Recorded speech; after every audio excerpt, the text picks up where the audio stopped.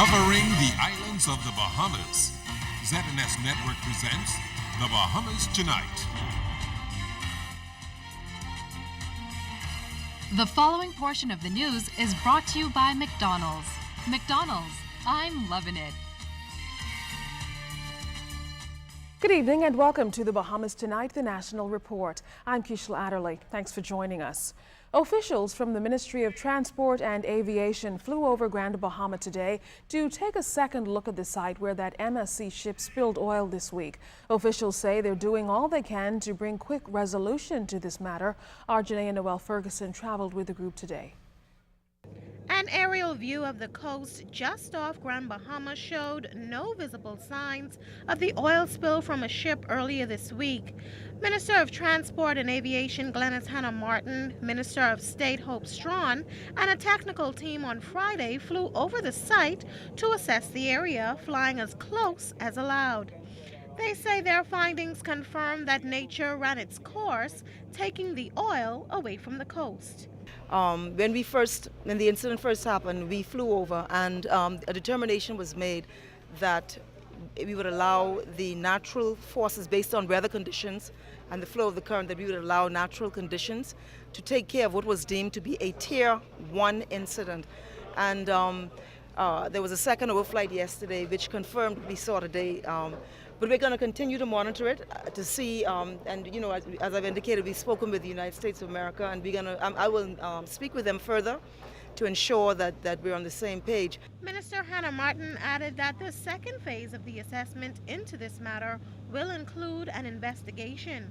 A technical consultant within the ministry, Brent Williamson, says the ship owners have been cooperative so far and explained that had significant oil been present in the area, the telltale signs would still remain at the site. When there was no evidence of any kind of substances on the ship hull, so that gives us a very some positive feedback, and we feel very confident that the issue is well under control. If there was, as indicated in several reports that I've been following, if this was a Tier 3 spill, we're talking about bunker C, a very persistent type of oil.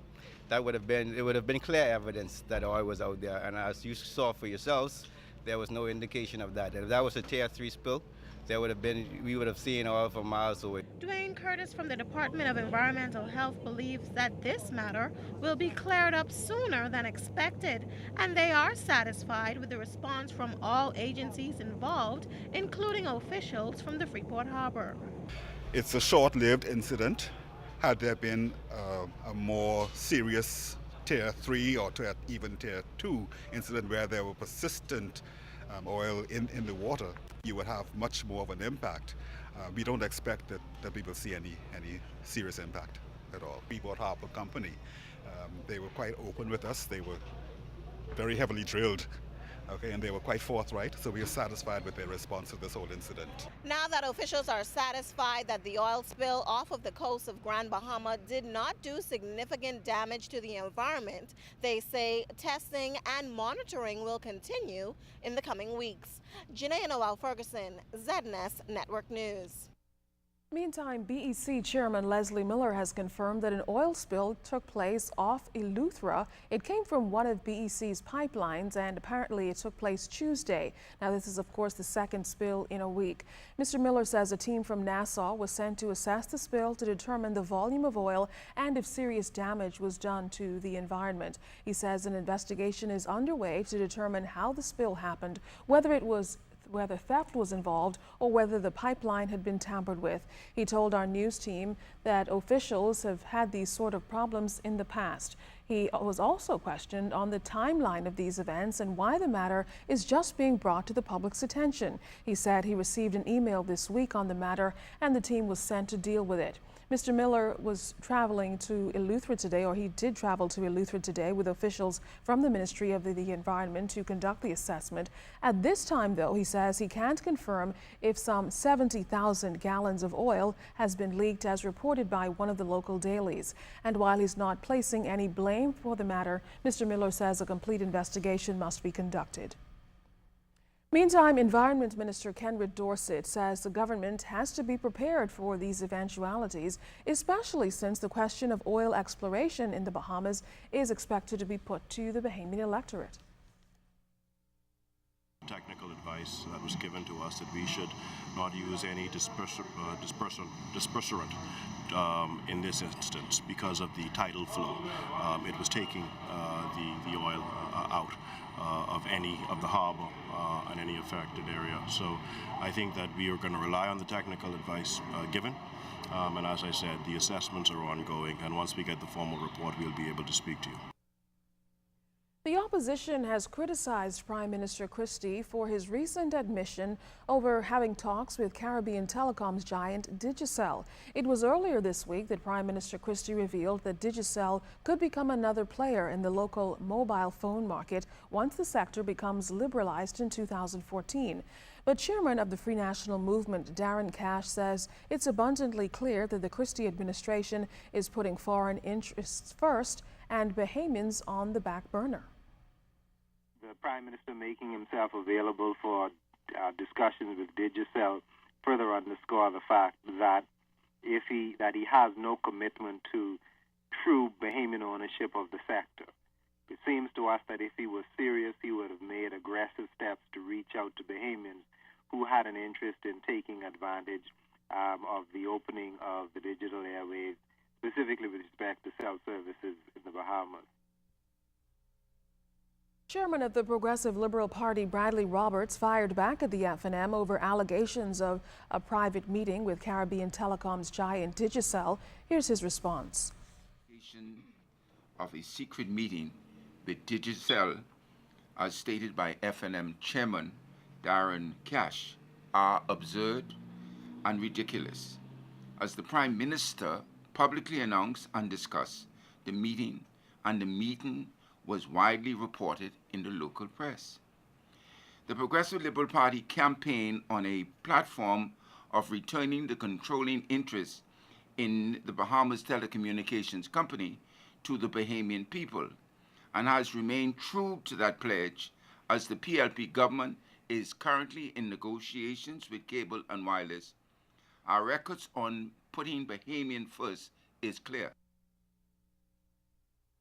The former premier of the Turks and Caicos Islands, Michael Mizick, has been taken into custody. We spoke with Diana Swan in the Turks and Caicos Islands after those government corruption allegations finally caught up with the former premier. The release confirming Michael Mizick's arrest was issued by the governor's office shortly after 10 o'clock this morning. It read that the former premier of the Turks and Caicos Islands, Michael Mizick, was arrested at the Santos Dumont Airport in Rio de Janeiro by the Brazilian Federal Police today, which is Friday, December 7th. He was arrested as a result of an international arrest warrant issued by Interpol and further warrant issued by Brazilian Supreme Court. It was confirmed by the TCI Special Investigation and Prosecution Team. Mr. Mizick faces a number of serious charges relating to corruption and maladministration in the Turks and Caicos Islands, which is a British overseas territory. His arrest was sought in relation to an ongoing investigation by the TCI SIPT into issues arising from Sir Robin All's 2008-09 Commission of Inquiry relating to alleged corruption and maladministration.